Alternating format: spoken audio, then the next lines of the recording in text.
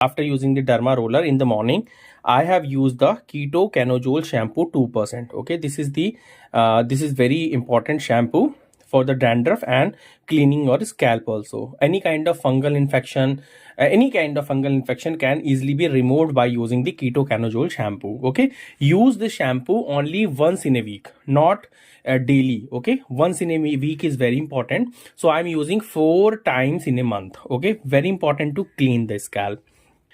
Now, in the second day, you can use the Minoxidil solution 2%. Now, this is the spray. Okay, so you can spray 2 to 4 times on the scalp and don't massage. Simply rub it and spread it all over the scalp, and it is also very good because it increases the blood flow to your scalp region. And hair, basically, after applying the minoxidil, gets lot of blood flow, so their condition, hair thinning is going, and hair roots are getting a lot of energy, lot of nutrients. So minoxidil topical solution you can use.